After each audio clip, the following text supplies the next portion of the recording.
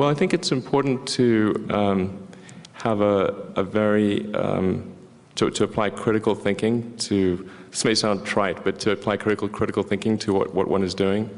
By that I mean just the fundamentals of logic, you know, do you have the right axioms? Are they relevant? And are you making the right conclusions based on those axioms?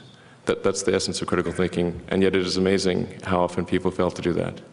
I think wishful thinking is innate in the human brain. You want things to be the way you wish them to be, and so you tend to filter information that you shouldn't filter. That's the most common flaw that I see. And then I also tend to see that people, instead of reasoning from first principles, they will tend to act in a manner, they'll do things because others are doing them, because there is a trend, or you know, they just see everyone going in that direction, so they think that must be a good direction to go, which is sometimes correct, but then sometimes, you know, you're going to run off a cliff or something.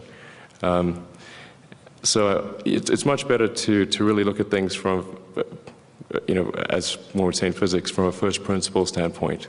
What are the fundamental truths, or the most fundamental truths in an arena, and what can you, any conclusions, logic that you come to must be derived from those fundamental truths. Elon, I want to just, can you expand on that for 1 minute? Because, you know, to me, the inspiration of Tesla and you is about the fortitude you had during tough times. You referenced it earlier, but, you know, as you know, the clean tech sector has had ups, it's had downs. You know, this is a room full of entrepreneurship in various forms.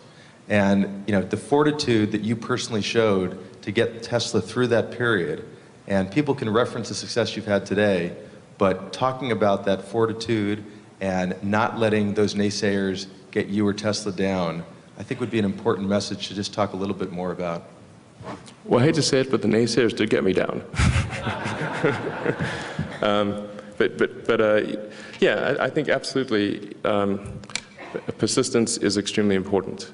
You should not give up unless you're forced to give up. You know, unless there's no other choice. Now that principle can be misapplied if you happen to be trying to penetrate a brick wall with your head. You know, so you have to be cautious in always saying one should always persist and never give up, because there actually are times when you should give up,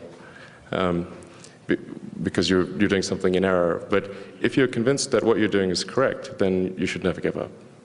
There's a friend of mine who's got a good saying about starting companies, which I think is true. You know, starting companies is like eating glass and staring into the abyss of death. If that sounds appealing, be an entrepreneur.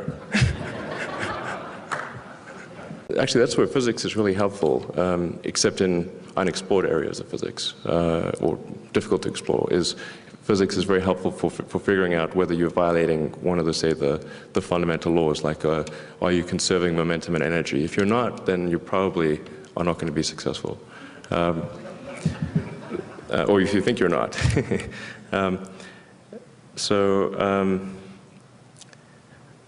Yeah, but I think one thing, try to get to a useful prototype as soon as possible with the least amount of money. I think that's usually a good idea. You know, everything works on PowerPoint, and so people are somewhat skeptical if they see a PowerPoint presentation or a website or something. But if they see the actual hardware and it's working, that is much more convincing. That's why the first thing we did with Tesla was to create a prototype roadster. That was the first order of business, to show people that it was real and it actually did work.